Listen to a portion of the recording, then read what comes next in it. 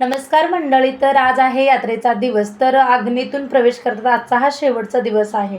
तर आत्ता सकाळच्या 8 वाजलेले आहेत आणि इथे ना माझं आणि वहिनीचं चाललेलं आहे चपाती बनवणं आणि इथे ना मम्मी छान अशी ना खीर बनवलेली आहेत. तर सकाळच्या आता 8 वाजले, सगळी कामं ना लवकर आटपून ना 10 वाजता हजर व्हायचं आहे यात्रेसाठी. तर इथे रुद्र आपला झोका खेळतोय छान असं ना. तर चला पटपट आपली सर्व कामं आटपून ना रेडी वगैरे झालो.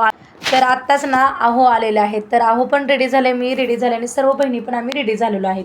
आणि शौर्य आणि आहो दोघंही गेले आणि मी नंतर ना सर्व बहिणीसोबत ना गाडीमध्ये गेलेले आहेत. तर इथे बघा गावात आलो आणि आल्यानंतर ना इथे यात्रा खूप छान असते बरं का.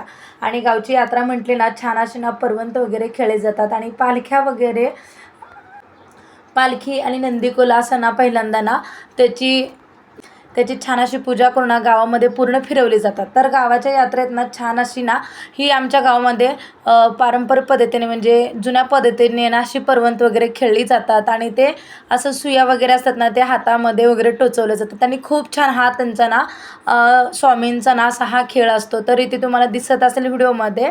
तर खूप बरेच जण आहेत बरं का. आणि कोणाला काही म्हणजे असं भूतबाधा वगैरे झाले असेल तर हा शस्त्रच टोचायचा असतो. हा शस्त्र जर टोचला ना काही कोणाला म्हणजे भूतबाधा वगैरे होत नाही. आणि गावाच्या यात्रेमध्ये बघा छान असं ना मनोरंजनासाठी ना वेशभूषा केलेले, वेगवेगळे परिधान केलेले ना अशा बघा मूर्त्या म्हणजे टकल्या, राणी वगैरे असे यांची नावं वगैरे आहेत. तर लहान मुलांना आवडणारं आणि कंटाळवाणी न होणारी यात्रा.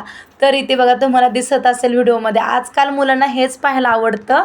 तर छान वाटतं. आणि नंतर ना मी ते शौर्याला ना त्या टकल्यासोबतसुद्धा मी फोटो वगैरे घेतला. आणि नंतर आम्ही तिथून आलो आणि येईपर्यंत बघा इथे मंदिराजवळ ना खूप गर्दी झाली कारण आता ऊन आहे वरती. तर इथे नागणीची सर्व पूजा केली स्वामींनी. आणि आता ना श्री नंदीबसवेश्वराची आज शेवटची यात्रा म्हणजे अग्नीतून प्रवेश करतात. तर इथे पण ना आता नंदीकोल घेऊन येणार, पालखी पण आणणार.